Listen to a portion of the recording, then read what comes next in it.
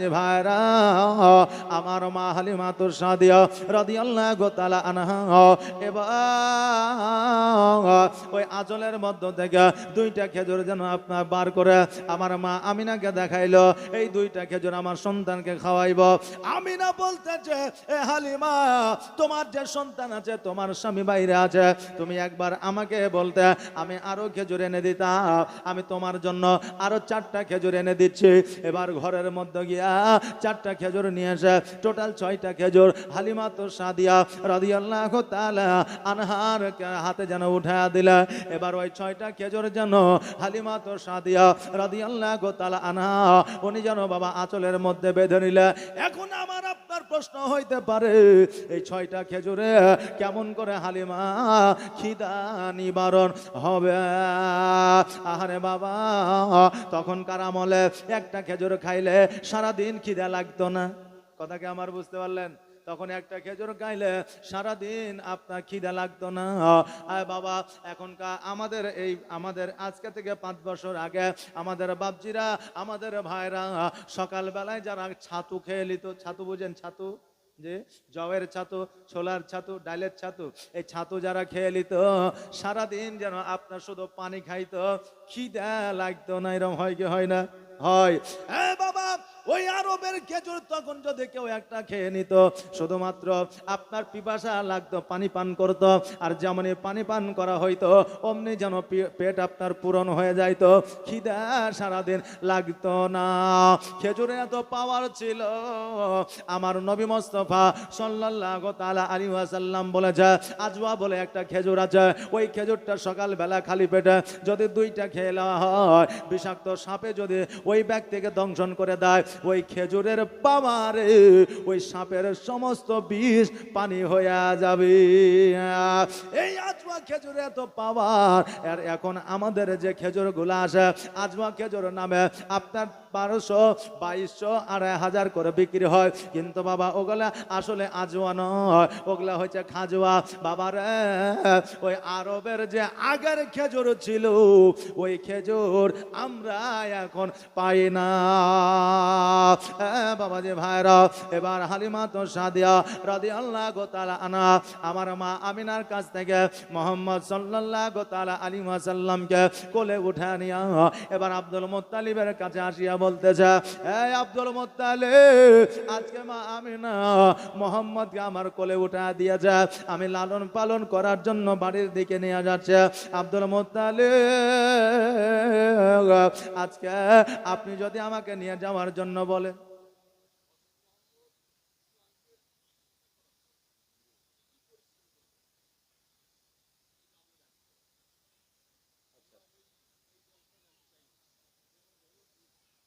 এবার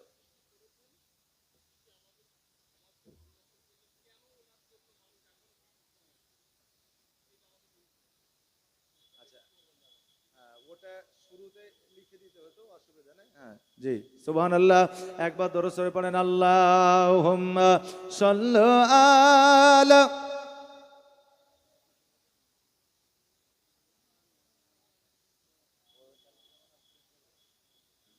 ওয়ালা আলা সাইয়্যিদিনা মাওলানা মুহাম্মাদ।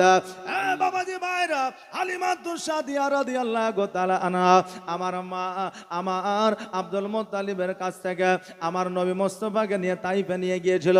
বাবারা, একজন আমাকে বলেছে, এগুলো আমরা অনেক দিন শুনেছি, অনেকবার আমরা শুনেছি, এই বক্তব্যের ধারাবাহিকতা আপনাকে পরিবর্তন করতে হলে কি বলে, এইটা যে আমরা নবী আমাদের জন্য কি কি করেছেন, আমাদের সমাজকে কিভাবে পরিবর্তন করেছে ইত্যাদি, এই সমস্তগুলো তুলে ধরতে হবে।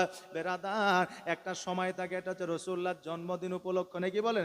এই জন্য নবীজির জন্মদিন উপলক্ষে বক্তব্যটা আমরা রাখি। বক্তব্য তো অনেক আছে, ঈসা আলাইহিস সালাম, ইব্রাহিম আলাইহিস সালাম, মুসা কালিমুল্লাহ, অনেক বক্তব্য আছে, বক্তব্য দিতে পারি, কিন্তু বাবা এটা 12 রবিউল আউয়াল, এই জন্য এই দিনটাকে, এইটা আমাদের একদিন নয়, এখানে নয়, যেখানে জালসায় যাবো ওটাই বলতে হয়। গত বছরও বলেছি, এই বছরও বলছি, আমার সামনে ওটাও বলতে হবে, যে যেটা যখন সময় সেটা আমাকে বলতে হয়। তবে বাবা যখন বলেছেন আমি এইটাকে ছেড়ে দিলাম, এবার আগের দিকে আগিয়ে যাই, কথা কি বুঝতে পারলেন না? জীবনে যেটা চলছে সেটাই শুনবেন, কোনটা যেটা চলছে ওটাই চলবে না পরিবর্তন করব?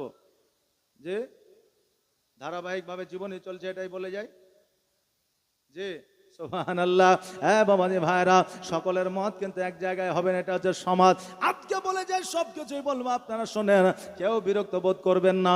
আমার নবী মুস্তাফা সাল্লাল্লাহু আলাইহি সাল্লাম 1 বছর থেকে 63 বছর আপনাকে শোনা যাব, একটু চুপ করে থাকে, শুধুমাত্র আপনারা ধৈর্য আপনার সহকারে শোনে, কারণ আমার আল্লাহ তাবারাক তাআলা বলেছেন, ইয়া আইয়ুহাল্লাযীনা আমানুস্তাঈনু বিস-সাবরি ওয়াস-সালাহ ইন্নাল্লাহা মা'আস সাবিরিন। আল্লাহ বলে, হে ঈমানদার বান্দাগণ, তোমরা ধৈর্য অবলম্বন করো। সালাতের মাধ্যমে, নামাজের মাধ্যমে যারা ধৈর্য অবলম্বনকারী হয়, আমি আল্লাহ তাদের সঙ্গী হয়ে যায়। জোরে বলেন সুবহানাল্লাহ। বেরাদার, আমার নবী মুস্তাফা সাল্লাল্লাহু তাআলা আলাইহি ওয়াসাল্লাম ওই তাইফে যখন প্রবেশ করলেন, যে হালিমার বাড়িতে খেজুর গাছে খেজুর ধরতো না, ওই খেজুর পেকে পেকে জমিনের মধ্যে পড়তে আছে, যে ছাগল বকরিতে দুগ্ধ দিত না, ওই ছাগল বকরিতে দুগ্ধ দিতে আছে। হালিমা স্বামীকে ডাক দিয়ে বলতে যে, স্বামী গো, আজকে আমার স্বপ্নটা বাস্তবায়িত হয়েছে। আমি রাত্রে যে স্বপ্নটা দেখেছি, আজকে ওই স্বপ্নটা বাস্তবায়িত হয়েছে। আমাকে বলেছে, ওই সন্তানটিকে পাইলে তোমার এই পৃথিবীতে মঙ্গল হবে, পরের পৃথিবীতে মঙ্গল হবে। আজকে আমি বাড়িতে প্রমাণ পাইতেছি, আমার এই পৃথিবীতে মঙ্গল শুরু হয়ে গেছে, আমার প্রতি আল্লাহর তরফ থেকে রহমত বর্ষিত হতে লেগেছে, আমার বাড়িতে আমার আল্লাহ উন্নতি আপনার দিতে আরম্ভ করেছে। আজকে আমার স্বপ্নটা বাস্তবায়িত হয়ে গেছে। আর যারা মুমিন হয়, মুত্তাকিন হয়, তাদের স্বপ্ন কখনো মিথ্যা হয় না, তাদের স্বপ্ন কখনো ভুল হয় না। আজকে বর্তমানে আমরা যে স্বপ্ন দেখি, রাত্রিবেলায় দেখলাম একটা, আর সকালবেলায় হয়ে গেল অন্যটা। স্বপ্নে দেখে আমি মরুভূমিতে ঘুরতে গিয়ে একটা সোনার পাতলা পেয়েছি, সকালবেলায় দেখছে হাড়া নাই, কিছুই নাই। কথা বলেন না, এরম হয়। এক হাজী সাহেব বুঝলেন, বিছানায় পেশাব করে দেয়, বিছানায় পেশাব করে দেয়, রাগ করে জান দিতে যাচ্ছে যে আর এই জীবন রাখবো না, বুড়া হয়ে গেলাম, বয়স হয়ে গেল, তবুও বিছানায় পেশাব বন্ধ হইল না, জান দিয়ে দিব। মৌলভী সাহেব বলতেছে, কি ব্যাপার, আপনি দড়ি নিয়ে কোথায় যাচ্ছেন? বলে, জীবন দিয়ে দিব, রাখবো না। কারণ? বলে, বিছানায় পেশাব করে দিই। বলে, কেমন করে পেশাব করে? বলে, রাত্রিবেলা ঘুমায়া থাকে, স্বপ্নের মাধ্যমে দেখতে পাই আমি বাথরুমে পেশাব করছি, সকালবেলায় উঠে দেখি বিছানায় পেশাব করেছি। কথা বুঝলেন না? হাজী সাহেব এই কথা বলতে আছে। বলে, পেশাবটা কেমন ভাবে করেন? বলে, আমাকে লোকে বলে পেশাব করো, আমি করি। বলে, যখন এবার স্বপ্নে বলবে লোকে পেশাব করো, আপনি বলবেন টাকা দিয়ে তো পেশাব করবো। আজকে টাকাও দিবে না, পেশাবও করবেন না, কারণ টাকা হচ্ছে ডিফিকাল্টি ব্যাপার, কেউ কাউকে দিতে চাই না। এবার রাত্রিবেলায় বিছানায় শুয়েছে, স্বপ্নে বলছে পেশাব কর, বলছে করবো না। বলে, কেন? বলে, টাকা দে। বলে, টাকা দিব না, পেশাব তোকে করতে হবে। বলে, না করবো না। বলে, পেশাব করবি না? না। বলে, দাঁড়া। লেগেছে তাড়তে খেজুর গাছে উঠে গেছে। বলে, এই নাম। বলছে, নামবো না। বলছে, আমরা কি উঠতে পারবো না? বলে, পারলে পারে উঠে যা। এবার ওরাও খেজুর গাছে উঠছে, ওকে ধরবে। এবার শয়তানে বলছে, হাজী তোমার কি বুদ্ধি পাইছো না? তোমাকে তারা ধরে ফেললে মারবে, তোমাকে পেশাব করাবে, অতএব আমার কাছে একটা যুক্তি আছে, তোমাকে দিছি। বলে, কি যুক্তি বলো? বলে, তুমি আছো ওপরে, তারা আছে নিচে, আজকে তুমি যদি পায়খানা করে দাও, তাদের মাথায় পড়বে, মুখে পড়বে, তারা তোমাকে ধরার জন্য উঠবে না। এবার হাজী বলছে, যুক্তি তো ভালো আছে। অমনি বাবা পায়খানা ফিরতে আরম্ভ করে দিয়েছে। ও মনে করছে তাদের মুখে মাথায় পড়ছে, কিন্তু আসলে সে পায়খানা বিছানাই করছে। কথা বুঝতে পারলেন না? আসলে সে পায়খানা বিছানাই করেছে। এ বাবা, স্বপ্ন দেখছে এক, আর বাস্তবে হচ্ছে আর এক। আমাদের স্বপ্ন বাবা এইরকম, কিন্তু মুমিন যারা হয়, মুত্তাকিন যারা হয়, সলেহীন যারা হয়, সলিহা যারা হয়, তাদের স্বপ্ন কখনো মিথ্যা হয় না। হালিমা হারিসকে বলতে যে, স্বামী গো, নবীকে একবার কোলে নিয়ে না, আর বাইরে থেকে ঘুরে আসো, আমি ততক্ষণাৎ নবীর জন্য একটা দোলনা বানায় দিই। এবার আমার হারে আমার নবীকে নিয়ে বাইরে গেছে। এবার দোলনা তখনকার আমলে কাপড়ের ছিল, শাড়ির ছিল, আঁচলের ছিল, চাদরের ছিল। একদিক বেঁধে দিত চালাই, আর একদিক এই দিকে চালাই বেঁধে দিত। এবার হারিস কিন্তু বাইরে গিয়েছে, সঙ্গে সঙ্গে বাড়িতে এসেছে। বলছে, বিবি রে, এই বাচ্চাটা সাধারণ বাচ্চা নয়, সাধারণ বাচ্চার চাইতে আলাদা। বলে, কেমন? বলে, আমি যখন বাইরে গেলাম, বাচ্চার একটা হাত ছুটে গিয়েছিল, আর ওই হাতের সাথে সাথে রাত আকাশের সূর্য পর্যন্ত দোলতেছিল। জোরে বলেন সুবহানাল্লাহ। হালিমা বলতে যে স্বামী গো, আপনি তো এতক্ষণে বুঝতে পারলেন, আমি ওই মক্কাতেই বুঝে গিয়েছিলাম। বলে কেমন করে বুঝলে? বলে আমি যখন আমার ওই মোহাম্মদকে আমার স্তন পান করাইলাম, দুগ্ধ পান করাইলাম, তখন আমি লক্ষ্য করলাম আমার শরীরে যত অসুস্থতা ছিল সব অসুস্থতা দূর হয়ে গিয়েছিল। ও গো প্রাণের স্বামী, আজকে যখন আমার বাড়িতে আসলো, খেজুর গাছে খেজুর পড়ছে, আজকে ছাগল বকরিতে দুগ্ধ দিচ্ছে, এটা নবীর মজেজা। জোরে বলেন সুবহানাল্লাহ। দায় হালিমা তোমার কোলে কে এসেছে দেখো না। জোরে বলেন সুবহানাল্লাহ। দায় হালিমা তোমার কোলে কে এসেছে দেখো না। আর দিন দুনিয়ার সুবহানাল্লাহ। এই দেখেন একজন ভাই আমার 100 টাকা দান করেছে। এইভাবে টুকটুক করে দিতে থাকলে তো চাওয়ার দরকার নাই, জীবনে জালসা চলবে নাকি বলে? যে যেটা পারবেন টুকটুক করে দিতে থাকে, জালসাও আগিয়ে যাবে। তাই হালিমা তোমার কোলে কে এসেছে দেখো না। আর দিন দুনিয়ার বাদশা সেজে তাজদারে মদিনা। মরুভূমির গরম বালি নরম পায়ে হাত বোলায়, আর সূর্য এসে উকি মেরে মুখ দেখে তার লজ্জা পায়। মরুভূমির গরম বালি নরম পায়ে হাত বোলায়, আর সূর্য এসে উকি মেরে মুখ দেখে তার লজ্জা পায়। চাঁদের মতো চাঁদ পেয়ে, চাঁদের মতো চাঁদ পেয়ে আর আমি না রইলে না। আর দিন দুনিয়ার বাদশা সেজে তাজদারে মদিনা। দাই হালিমা তোমার কোলে কে এসেছে দেখো না। আর দিন দুনিয়ার বাদশা সেজে তাজদারে মদিনা। মেঘ এসে ছায়া করে মোর নবীজির মাথাতে, আর সাপ এসে হাওয়া করে দয়ার নবীর গায়েতে। মেঘ এসে ছায়া করে মোর নবীজির মাথাতে, সাপ এসে হাওয়া করে দয়ার নবীর গায়েতে। তাকিয়ে দেখেন দয়ার নবী, তাকিয়ে দেখেন দয়ার নবী, রহমতের খাজানা। দিন দুনিয়ার বাদশা সেজে তাজদারে মদিনা। দায় হালিমা তোমার কোলে কে এসেছে দেখো না। আর দিন দুনিয়ার বাদশা সেজে তাজদারে মদিনা। বেরাদার, আমার মা হালিমা তোর সাদিয়া রাদিয়াল্লাহু তাআলা আনহার বাড়িতে 5 বছর বাবা আপনার লালন পালন হয়েছিল। আপনি বলবেন তাইফে 2 বছর লালন পালন করতো, কিন্তু হালিমার বাড়িতে 5 বছর কেন ছিল? কারণ 2 বছর পরে মক্কা নগরে আপনার দিয়ে যাওয়ার জন্য হালিমা এসেছিল। কিন্তু সেই আমলে মক্কা নগরে একটা দুর্যোগ চলতেছিল, একটা ভাইরাস এসে গিয়েছিল।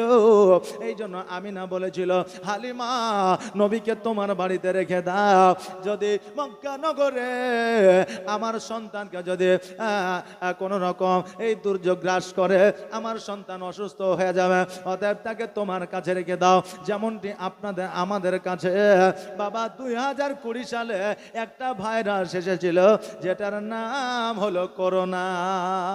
নাকি বলে না? আসেনি? এসেছিল বাবার।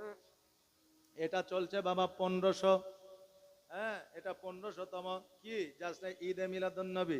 আপনাদের ইমাম সাহেব বললেন, মৌলানা সাহেবরা সবাই জানে, মাস্টার ডাক্তার উকিল হাকিম জানে, কিন্তু বাবা এটা হিজরি চলছে 1447 হিজরি নাকি? যে 1447 হিজরি। হ্যাঁ বাবা 1500 হিজরিতে ইমামে মেহেদি কিন্তু আসার কথা আছে রে বাবা। মুজাদ্দিদের আপনার মিল্লাত, আপনার ইমামে আপনার মেহেদি, ইমামে মেহেদি আসার কথা আছে 1500 হিজরিতে। কিতাবের মধ্যে উল্লেখিত আছে যে 500 বছর পর পর পৃথিবীর পরিবর্তন ঘটে। পরিবর্তন বোঝেন? পৃথিবীর পরিবর্তন ঘটে 500 বছর পর পর। নদী হয় আপনার ডাঙা, আর ডাঙা হয় নদী, আপনার মাঠ হয় গ্রাম, গ্রাম হয় মাঠ। এইরকম 500 বছর পর পর কিন্তু পরিবর্তন হয়। আমরা দেখেছি ওই কালোখালী এমন একটা জায়গা ছিল, সারা আপনার বাজার ছিল, বস্তি ছিল, দোকান মাকান ছিল। আজকে ওই জায়গাটা আপনার কূপ হয়ে গেছে, পানি কোনো সময় শুকায় না।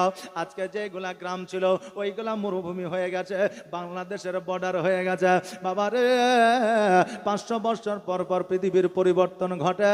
যেই দিনে 1500 আপনার চলে আসবে, সেই দিনও কোনো না কোনো জায়গায় আপনার পৃথিবীর পরিবর্তন ঘটবে, ইমামে মেহেদি চলে আসবে। বাবা আমরা জানি নবী মুস্তাফা সাল্লাল্লাহু তাআলা আলাইহি ওয়াসাল্লাম 40 বছরে নবুয়ত প্রাপ্ত হয়েছেন নাকি? কয় বছরে হুজুর? 40 বছরে নবুয়ত প্রাপ্ত হয়েছে, এটা আমরা জানি। কিন্তু আমার নবীজি যেই দিন থেকে জগতের মধ্যে এসেছিলেন সেই দিন থেকে ইসলামের প্রচার ও প্রসার শুরু হয়ে গিয়েছিল। জোরে বলেন সুবহানাল্লাহ। বাবাজি ভাইরা, এই 40 বছর নবুয়তে, 40 বছর বয়সে আমার নবী নবুয়ত প্রাপ্ত হয়েছে, এটা কিন্তু শরীয়তের কোনো দলিল নয় রে বাবা। এইটা স্কুল সাবজেক্টে পাওয়া যায়, মাদ্রাসা সাবজেক্টে পাওয়া যায়। আমরা আলিয়া বোর্ডের ছাত্র, আলিয়া বোর্ডে পড়েছি বাবা। হাদিস আছে, জালালাইন আছে, তফসির আছে, এইগুলাতে দেখা যায় 40 বছর বয়সে নবী নবুয়ত প্রাপ্ত হয়েছে, এই কথাটা লেখা আছে। কিন্তু আহলে সুন্নাত ওয়াল জামাতের মানুষেরা এই 40 বছরে নবী আপনার নবী হয়েছে এইটা প্রাধান্য দেয় না। কারণ সারা জাহান যখন তৈরি হয়েছে তার আগে থেকে আমার নবী নবী ছিলেন। জোরে বলেন সুবহানাল্লাহ। ওই নবীজি 5.5 বছর বয়সে ইসলাম প্রচার করেছে, একজনকে কালেমা পড়িয়েছে। ওই আপনার বান্দাটা ছিল আপনার এক মন্দিরের পুরোহিত। সে তাওরাত ইনজিল জবুরে কিন্তু শুনেছিল, পড়েছিল যে একজন নবী জগতের মধ্যে আসবে, একটা কালেমার দাওয়াত দিবে, একটা ধর্ম নিয়ে আসবে, যেই ধর্মটার নাম হবে ইসলাম। আর ওটাই হবে পৃথিবীর মধ্যে সত্যর ধর্ম, ওটাই হবে পৃথিবীর মধ্যে একমাত্র ধর্ম। ওই একটাই ধর্ম ইসলাম, দ্বিতীয় কোনো ধর্ম না। এই জন্য ওই পুরোহিত আমার নবীর হাতে হাত দিয়ে কালমা পড়েছিল। আমার নবী বলেছিলেন, পুরোহিত শোনো, আজকে তোমার কালেমা পড়ার এত দ্রুত তোমার ইচ্ছা কারণটা কি? ওই পুরোহিত বলেছিল, শোনো গো, আজকে আপনি যখন ইসলামের দাওয়াত দিবেন, প্রচার করবে, সেই দিন হয়তো আমি বেঁচে থাকবো কি থাকবো না তার কোনো গ্যারান্টি না। অতএব এখনই আপনি কালেমা পড়িয়ে না। আমি বেধর্মিক হয়ে মারা যেতে চাই না, কাফের হয়ে মারা যেতে চাই না, মুনাফিক হয়ে মারা যেতে চাই না। সঙ্গে সঙ্গে আমার নবীজি কালেমা তাইয়্যিবা লা ইলাহা ইল্লাল্লাহু মুহাম্মাদুর রাসূলুল্লাহ সাল্লাল্লাহু তাআলা আলাইহি ওয়াসাল্লাম কালেমা খানি পড়ে নিয়েছিল। বাবাজি ভাইরা, আজকে যে কালেমার দাওয়াত আমাদের বাড়িতে বাড়িতে পৌঁছে গেছে, আজকে যে মাথায় টুপি আমরা দিচ্ছি, আজকে যে আমরা রাসূলুল্লাহ সুন্নাত রেখেছি, আজকে যে আমরা পাঞ্জাবি পরেছি, আজকে নবী ছাড়া কারো দ্বারা সম্ভব হতো না। আবু বকর সিদ্দিক রাদিয়াল্লাহু তাআলা আনহু আমার নবীকে বলতেছে, ইয়া রাসূলুল্লাহ, ইয়া হাবিবাল্লাহ, নবী গো, একটা কথা আপনাকে জিজ্ঞাসা করতে চাই, আমার বেয়াদবি মাফ করবেন। নবী আমার বললেন, কি কথা বলো? বলে, হুজুর গো, আজকে আমাদের ইসলাম ধর্মটা সত্যের ধর্ম না মিথ্যার ধর্ম? নবী আমার বললেন, বেশক সত্যের ধর্ম। বলে, হুজুর গো, যদি ইসলাম ধর্মটা সত্যের ধর্ম হয়, তবে আমরা লুকায়িত ভাবে ছুপায়িত ভাবে কেন ইসলামের প্রচার প্রসার করছে? তবে আমরা লুকিয়ে লুকিয়ে কেন নামাজ পড়ছি? একটা সময় ছিল যে সময়ে নবী আমার সাহাবীদেরকে নিয়ে লুকিয়ে নামাজ পড়তেন, কারণ কাফেরেরা পাথরে আঘাত করত, উটের ভুঁড়ি চাপাইয়া দিত, এই জন্য লুকিয়ে নামাজটা পড়তো। আবু বকর প্রশ্ন করেছে, হুজুর গো, যদি আমার ইসলাম ধর্ম সত্য হয়, তবে কেন আমি লুকায়িত ভাবে নামাজ পড়ব? তবে কেন আমি লুকায়িত ভাবে ইসলামের প্রচার করব? হুজুর একবার অর্ডার দিয়ে দেয়, আমরা প্রকাশ্যে ইসলামের প্রচার করব। আমার নবী বললে, আবু বকর, আজকে যদি ইসলামের প্রচার প্রকাশ্যে করা যায়, ওই কাফেরেরা আমাদের প্রতি অত্যাচার করবে, ওই অত্যাচার সহ্য করতে পারবে না। আবু বকর বলে, ইয়া রাসূলুল্লাহ, ইয়া হাবিবাল্লাহ, নবী গো, আজকে ইসলাম প্রচার করতে যাইয়া যদি আমার জানও চলে যায়, প্রাণও চলে যায়, তবুও আমি রাজি আছি। জোরে বলেন সুবহানাল্লাহ। এই ইসলামটা অতি সহজে আসে না রে ভাই। আজকে আমাদের যুদ্ধের ময়দানে যেতে হয় না, আজকে আমাদেরকে জিহাদের ময়দানে যেতে হয় না, আজকে আমাদের সন্তানদের ইয়েতিম করতে হয় না, বিবিদেরকে আজকে আমাদের বিধবা বানাইতে হয় না, শুধুমাত্র মসজিদে যাইতে হয় আল্লাহর ইবাদত করতে, ওটাই আমাদের দ্বারা সম্ভব হয় না। ফজরের আজান হয়, হাইয়া আলাস সালাহ, মুসল্লি আপনার ল্যাপের চাপা দিয়া বলে, ইমাম মসজিদ তোরাই চালা। কথা বললেন না। এখন মুয়াজ্জিন বলছে হাইয়া আলাস সালাহ, মুসল্লি বলছে ইমাম মুয়াজ্জিন তোরাই মসজিদ চালা। ফজরে এসে মসজিদে হাজিরা দিতে পারে না। রাত্রি 12টা মধ্যরাত্রিতে আমার নবী শুধু খবর পাঠিয়ে দিয়েছে যুদ্ধের ময়দানে যেতে হবে। সঙ্গে সঙ্গে দেখেন আমার বিবি বিধবা হয়ে যাবে, দেখেন আমার সন্তান এতিম হয়ে যাবে, দেখেন আমি তো যুদ্ধের ময়দানে শহীদ হতে পারি। শুধু দেখেছেন তালোয়ারটা কোথায়, শুধু দেখেছেন ঢালটা কোথায়। ওই ঢাল আর তালোয়ার নিয়ে যুদ্ধের ময়দানে গিয়েছে। আজকে তিনারা শহীদ হয়ে জান্নাতের মধ্যে গিয়েছে। জোরে বলেন সুবহানাল্লাহ। আমার নবীজি সকল সাহাবীকে একত্রিত করলেন আর বললেন শোনো রে সাহাবীরা, আজকে থেকে ইসলামের প্রচার প্রসার প্রকাশ্যে হবে। যাও যাও তোমরা প্রকাশ্যে ইসলামের প্রচার করো। আবু বকর সিদ্দিক হাত কানা উঠে বললেন ইয়া রাসূলুল্লাহ, আমি রাজি আছি ইসলামের প্রচার ও প্রসার প্রকাশ্যে করার জন্য। এই বলিয়া সবাই যখন নিজের নিজের বাড়িতে যায়, আজকে এই জায়গায় মাহফিল হলো, যখন মাহফিল শেষ হবে সবাই তো বাড়িতে যাবে নাকি যাবে না? যাবে। সবাই যখন বাড়ির দিকে যায়, হঠাৎ করে বৃষ্টির মতো আবু বকরের শরীরে যেন পাথর পড়তে আছে। ওই পাথরের আঘাতে আবু বকরের শরীরটা যেন রক্তাক্ত হয়ে গেল। আবু বকর বলতেছে রে কাফেরের দলের, আজকে আমাকে পাথরের আঘাত করো, কারণটা কি? কাফেরেরা বলে আবু বকর শোনো, আজকে তুমি নবীকে সঙ্গ দিয়েছ, নবীকে সাপোর্ট করেছ, ইসলামের প্রচার করব বলেছ। আবু বকর তুমি নবীর সঙ্গ ছেড়ে দাও, আমরা পাথর মারা বন্ধ করে দিব।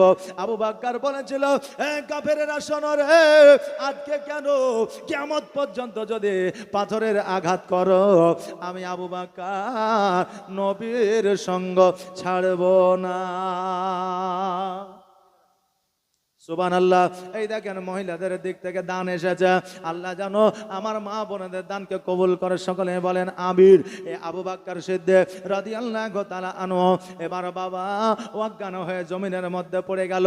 কাফেরেরা মনে করলো হয়তো আবু বকরের রক্ত শর্ট হয়ে গেছে, এ আবু বকর আর বাঁচবে না, চলো আমরা পালিয়ে যাই। এবার সবাই যখন চলে গেল, কিছুক্ষণ পরে আবু বকরের জ্ঞানটা ফিরেছে। এবার বাড়িতে যখন পৌঁছেছে, আবু বকরের মা বলতেছে বেটারে আজকে তোমার শরীরটা রক্তাক্ত হয়ে আছে কেন? বলে মা আজকে নবীকে সঙ্গ দিয়েছি বলে আজকে আমাকে কাফেরেরা পাথরের আঘাত করেছে। আবু বকর বলল মা গো, আমার শরীরে এত ব্যথা বেদনা যন্ত্রণা আমি যেন সহ্য করতে পারি না। মা জননী গরম পানি করে নিয়ে এসে ওই আবু বকরের শরীরে যেন সেত করতে আছে। আমার আবু বকর বলছে মা গো, গরম পানি দিয়ে আমার ব্যথা দূর হবে না, মলম দিয়ে আমার ব্যথা দূর হবে না, আজকে দাওয়া খেলে আমার ব্যথা দূর হবে না, একবার আমার নবীজির কাছে চলো। মা আমার নবীজিকে যদি একবার প্রাণ ভরে দেখে নি, আমার শরীরের সমস্ত ব্যথা বেদনা দূর হয়ে যাবে। আবু বকর সিদ্দিক রাদিয়াল্লাহু তাআলা আনহু মায়ের ঘাড়খানা ধরিয়া যেন আমার নবীজির কাছে গেলেন।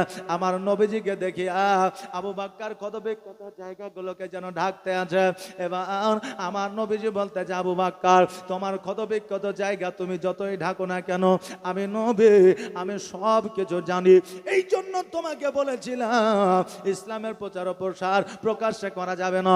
আবু বকর বলে ইয়া রাসূলুল্লাহ কেন যাবে না? কারণ আমি তো পুরোপুরি সুস্থ, আপনাকে দেখিয়া আমার পুরো শরীরে ব্যথা বেদনা দূর হয়ে গেছে, আমি বর্তমানে সুস্থ।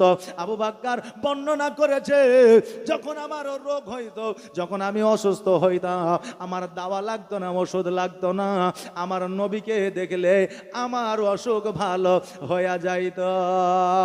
নবী আমার বললে আবু বকর কাফেরদের যেইভাবে অত্যাচার শুরু হয়ে যায়, আমার আল্লাহ পাক রব্বুল আলামিন আমাকে পয়গাম দিয়েছে, চিঠি দিয়েছে, যে কোনো মুহূর্তে মক্কা থেকে মদিনায় হিজরত করতে হতে পারে। আবু বকর দুই চোখের পানি ছেড়ে দিয়ে অজার নয়নে কান্না করে। নবী আমার বলে আবু বকর কান্না কেন করো?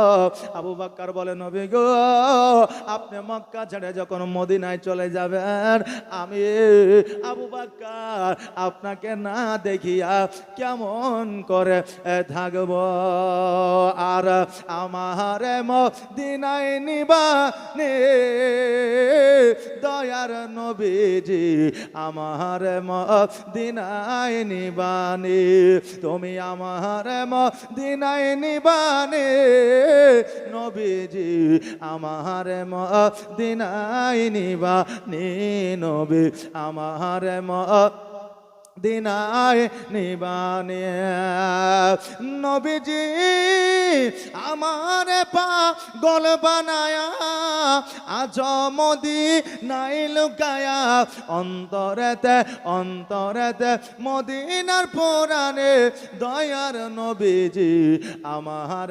মদিনায় নিবানে তুমি আমার মদিনায় নিবানে দয়ার নবীজি আমার মদিনায় নিবানে নবী আমার মদিনায় নিবানে আল্লাহ জানো সকলকে মদিনা যাওয়ার তৌফিক ইনায়াত করে সকলে একবার আওয়াজ দিয়ে বলেন আমির সুম্মা আমিন মদিনায় যাওয়ার আশা আকাঙ্ক্ষা অনেকের আছে আমরা অনেকে যেতে চাই আজকে যে আপনারা এই মাহফিল সাজিয়েছেন মাহফিলের জন্য একটা খরচ আছে না নাই আছে নাই আছে এই জন্য সামনের বছর কমিটির লোকেরা যেন করতে পারে মাহফিল এই জন্য বাবা 5,000 টাকা দিলে তো হবে না 1,000 করে হবে সামনের বছর মাহফিল আর হবে যে হবে না এই জন্য বাবা বেশি নয় 10টা ভাই আমার 10টা চালের প্যাকেট দিবেন 10টা চালের প্যাকেট 2500 দিতে পারেন 50 দিতে পারেন 1 কুইন্টালও দিতে পারেন আসেন একটু তাড়াতাড়ি করে জলদি করে একবার আপনাদের জন্য দোয়া করে দিয়ে যাও বাবা জলদি করে আসেন দেরি করিয়েন না যত দেরি করবেন আপনার লস হবে এই দিনটা আর ফিরে পাওয়া যাবে না আল্লাহুম্মা সাল্লাল্লাহু রহিম শেখ নগদ 500 টাকা দিয়ে গেছেন পাঁচু মিস্ত্রি ওয়ালা আলে সাইয়্যিদিনা আশাই শেখ 3000 টাকা ওয়াদা করেছেন আশার শেখ আশাই শেখ আশাই শেখ সুবহানাল্লাহ নারে তাকবীর নারে রিসালাত আশাই শেখ 3000 টাকা দাতা জোরে বলে জিন্দাবাদ যে আশায় যে নিয়ত করেছে দান আর দানকে কবুল করো ওগো রহমান যোগ্য বাপে যোগ্য বেটা এখানেতে ছিল আর ছিল কিনা ছিল ওই দেখো দানে বোঝা গেল সুবহানাল্লাহ সুবহানাল্লাহ এ বাবা হবে না বাবা শরীফুল শেখ 512 টাকা এবং পাতাই শেখ যে মারা গেছেন ওনার ছেলের নামটা কি বলে গেল শরীফুল শেখ 512 টাকা ও 512 টাকা জি বলেছে আমার বাবা এবং চাচার জন্য একটু দোয়া করতে জি ইনশাআল্লাহ দোয়া হবে এখনই হবে বাবা যে কারণ হলো যে হায়রে সাধের বাতাসা তোর জন্যই আসা কথা বুঝলেন না হায়রে সাধের বাতাসা তোর জন্যই আসা আজকে খাবার যখন শুরু হয়নি তখন প্যান্ডেলের লোক ছিল জমা ছিল এত হায় হায় হায় যেমন শুরু হয়ে গেল লোকের শেষ হলো যেমন বাংলাদেশে বলছে না এই বাংলাদেশের মৌলবীরা এই এত ছন্দ বানায় কিসের জন্য বলেন তো এই যে কিছুদিন আগে বলছিল না একটা চা বানাও আমার জন্য এলে তো গজাল লাই এতে নেকিও হবে না কিন্তু গুনাহ হবে না এলে একটা ছন্দ কথা বুঝতে পারলেন কিনা বেরাদার যখন দেখা যায় যে শ্রোতাদের মুড অফ তখন বক্তা দেখে যে একটা শাহিদুল শেখ পিতা নুরুদ্দিন শেখ একটা খাসি দেওয়ার অঙ্গীকার করলেন সুবহানাল্লাহ নারে তাকবীর নারে রিসালাত সাইফুল শেখ একটা খাসির দাতা জোরে বলে জিন্দাবাদ যোগ্য বাপে যোগ্য বেটা এখানেতে ছিল আর ছিল কিনা ছিল দেখো দানে বোঝা গেল সুবহানাল্লাহ সুবহানাল্লাহ এই বাবা যাদের যেটা দেওয়ার ইচ্ছা আছে একটু চটচট করে দেন তো একটা গজল বলবো মাত্র একটা গজল বলবো এর মধ্যে আপনাদের যাদের মোটামুটি একটু মানসিকতা আছে যে কিছু দিব 1 টাকা যদি হয় 1 টাকায় দিয়ে যাবেন একটু চটচট করে আসেন দয়ার নবী বিন প্রাণ বাঁচে না একবার দেখাও না আমার দয়ার রাসূল বিন প্রাণ বাঁচে না একবার দেখাও না আমায় ওরে মরগ বলে তোরে দয়ার নবীকে গিয়েছে মকি শেখ একটা গরু দান করলেন মকি শেখ একটা গরু দান করার সুবহানাল্লাহ একবার আওয়াজ দিয়ে বলেন নারে তাকবীর নারায়ে রিসালাত। মুকি সাহেব একটা গরুর দাতা জোরে বলে জিন্দাবাদ। যোগ্য বাপে যোগ্য বেটা এখানে আসিয়া একটা গরু দান দিল নবীজির মোহাম্মতকে উদ্দেশ্য করিয়া যে আশা যে নিয়াতে করে গেল দান, দানকে কবুল করো ওগো রহমান। একবার দোয়া খানি করে জান আল্লাহুম্মা আমিন। রব্বানা তাকাব্বাল মিন্না ইন্নাকা আনতাস সামিউল আলিম ওয়া তুব আলাইনা ইন্নাকা আনতাত তাওয়াবুর রহিম। আল্লাহ গো, তোমার বান্দা বান্দিরা যে আশা যে নিয়াতে দান করেছে তার দানকে তুমি কবুল করে নাও। রব্বুল আলামিন তাদের পিতামাতা আত্মীয় স্বজনকে জান্নাতবাসী করে দাও। আল্লাহ গরু ছাগল দিয়েছে, এই গরু ছাগলকে তুমি কবুল করে নাও, তার রুজি রোজগারে বরকত দাও। ও সাল্লাল্লাহু তাআলা আলা খায়রি কলকি মুহাম্মাদি ওয়া আলিহি ওয়া সাহবিহি আজমাইন বিরহমাতিকা ইয়া আরহামার রাহিমিন ওয়া হাক লা ইলাহা ইল্লাল্লাহু মুহাম্মাদুর রাসূলুল্লাহ সাল্লাল্লাহু তাআলা আলাইহি ওয়া সাল্লাম। ওরে মরগ রানা শেখ রামকৃষ্ণপুর উদুমবাস, উনি 1000 টাকা ওয়াদা করে গেলেন, 1 সপ্তাহ পরে দিয়ে যাবেন। রানা শেখ এই দেখেন 1000 টাকা দান করেছে, জাযাকাল্লাহ মাশাআল্লাহ। ওরে মর পাশের গ্রাম থেকে সুবহানাল্লাহ। এই দেখেন ওরে মর বলে তোরে দয়ার নবীকে গিয়াছে তোর উপরে। ওরে মর বলে তোরে দয়ার নবীকে গিয়াছে তোর উপরে। মোর বলে গিয়াছে সত্য, মোর বলে গিয়াছে সত্য, তবু পায়ে রেখা কেন পড়ে না? দয়ার নবী বিন প্রাণ বাঁচে না, একবার দেখাও না আমায়। ওরে রাখাল শোনো তো ভাই, দয়ার নবী যে আমার গিয়াছেন কোথায়?